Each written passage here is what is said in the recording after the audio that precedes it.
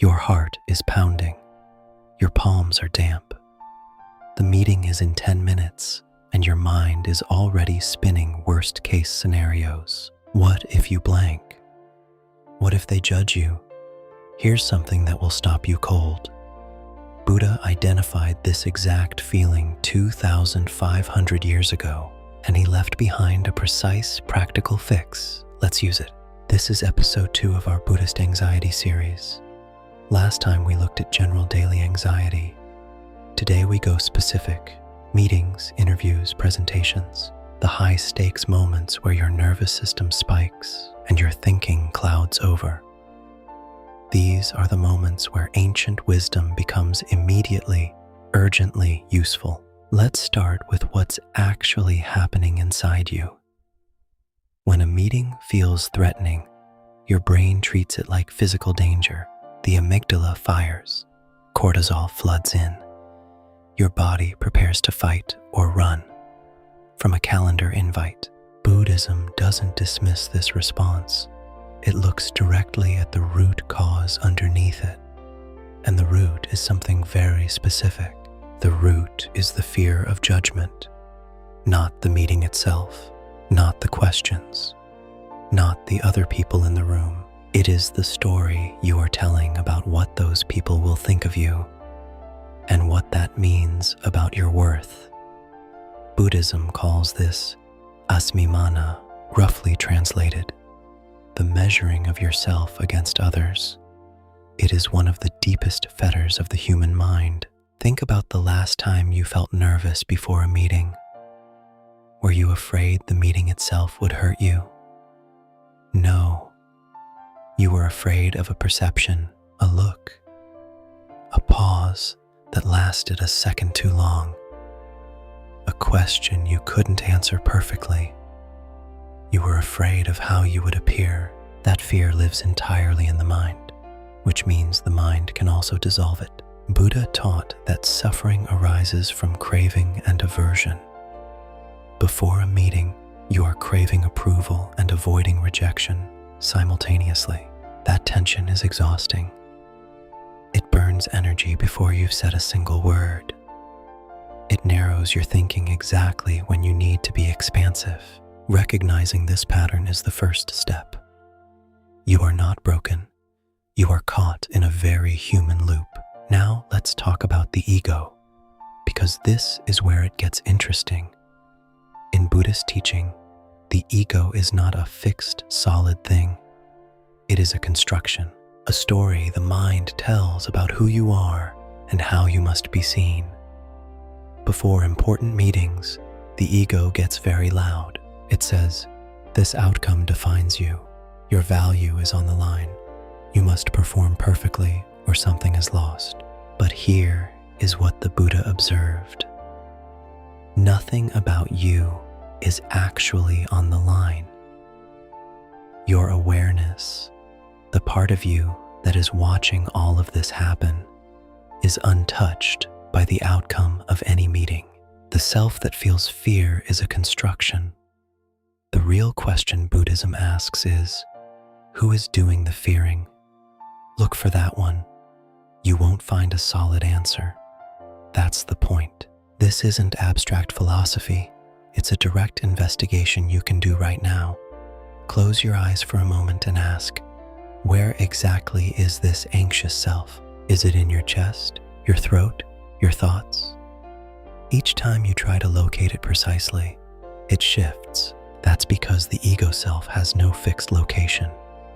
It's a process, not a thing, and processes can change. Now we move into one of Buddhism's most powerful tools for exactly this situation: detachment practice.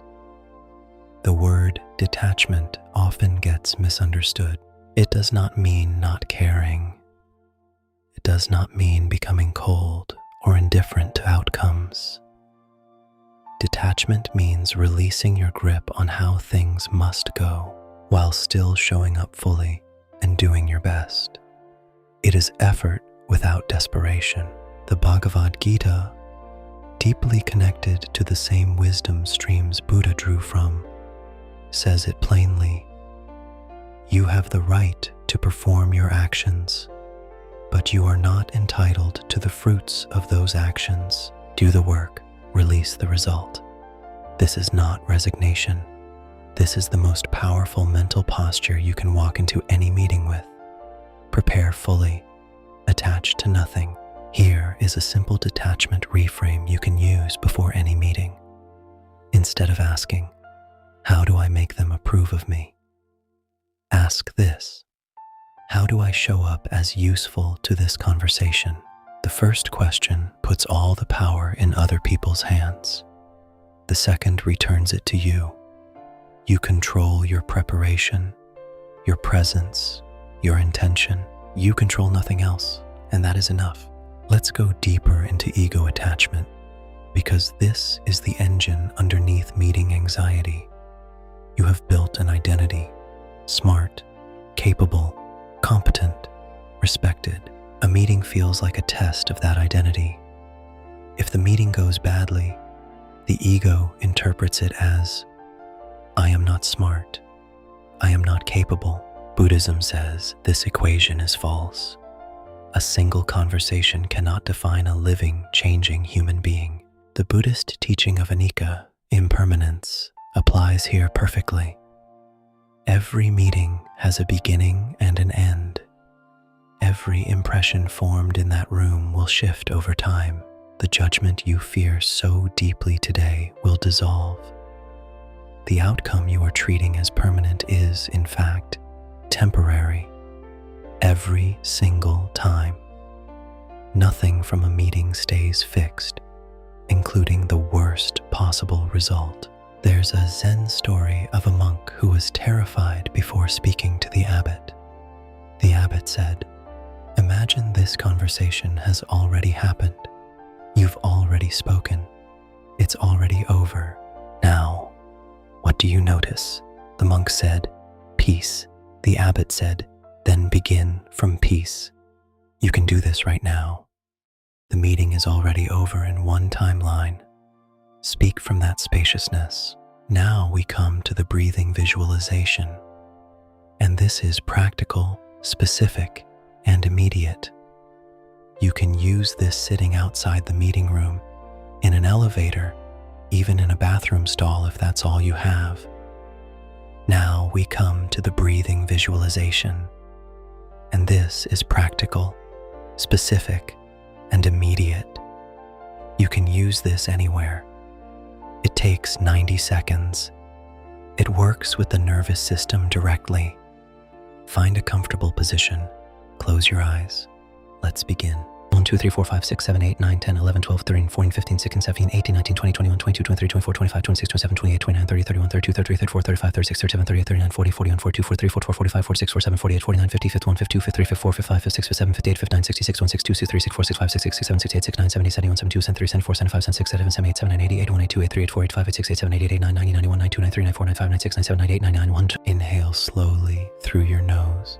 1, 2, 3, 4. 1, 2, 3, 4, 5, 6, 7, 8, 9, 10, 11, 12, 13, 14, 15, 16, 17, 18, 19, 20, 21, 22, 23, 24, 25, 26, 27, 28, 29, 30, 31, 32, 33, 34, 35, 36, 37, 38, 39, 40, 41, 42, 43, 44, 45, 46, 47, 48, 49, 50, 51, 52, 53, 54, 55, 56, 57, 58, 59, 66, 1, 62, 63, 64, 65, 66, 67, 68, 69, 70, 71, 72, 73, 74, 75, 76, 77, 78, 79, 88, 89, 88, 84, 85, 86, 87, 88, 89, 90, 91, 92, 93, 94, 95, 96, 97, 98, 99, 2. And exhale slowly, releasing every bit of tension from your body. 1, 2, 3, 4, 5, 6, 7, 8, 9, 10, 11, 12, 13, 14, 15, 16, 17, 18, 19, 20, 21, 22, 23, 24, 25, 26, 27, 28, 29, 30, 31, 32, 33, 34, 35, 36, 37, 38, 39, 40, 41, 42, 43, 44, 45, 46, 47, 48, 49, 50, 51, 52, 53, 54, 55, 56, 57, 58, 59, 66, 1, 62, 63, 64, 65, 66, 67, 68, 69, 70, 71, 72, 73, 74, 75, 76, 77, 78, 79, 88, 182, 83, 84, 85, 86, 87, 88, 89, 90, 91, 92, 93, 94, 95, 96, 97, 98, 99, 2. Again, deep breath in, filling your awareness with clear, calm light. 1, 2, 3, 4, 5, 6, 7, 8, 9, 10, 11, 12, 13, 14, 15, 16, 17, 18, 19, 20, 21, 22, 23, 24, 25, 26, 27, 28, 29, 30, 31, 32, 33, 34, 35, 36, 37, 38, 39, 40, 41, 42, 43, 44, 45, 46, 47, 48, 49, 50, 51, 52, 53, 54, 55, 56, 57, 58, 59, 66, 1, 62, 63, 64, 65, 66, 67, 68, 69, 70, 71, 72, 73, 74, 75, 76, 77, 78, 79, 88, 182, 83, 84, 85, 86, 87, 88, 89, 90, 91, 92, 93, 94, 95, 96, 97, 98, 99, 2. And breathe breathe out. Every breath is a return to your natural state of peace. 1, 2, 3, 4, 5, 6, 7, 8, 9, 10, 11, 12, 13, 14, 15, 16, 17, 18, 19, 20, 21, 22, 23, 24, 25, 26, 27, 28, 29, 30, 31, 32, 33, 34, 35, 36, 37, 38, 39, 40, 41, 42, 43, 44, 45, 46, 47, 48, 49, 50, 51, 52, 53, 54, 55, 56, 57, 58, 59, 60, 61, 62, 63, 64, 65, 66, 67, 68, 69, 70, 71, 72, 73, 74, 75, 76, 77, 78, 79, 88, 89, 88, 88, 88, 88, 89, 90, 91, 92, 93, 94, 95, 96, 97, 98, 99, 10. Notice the stillness within you. It is always there. You are ready.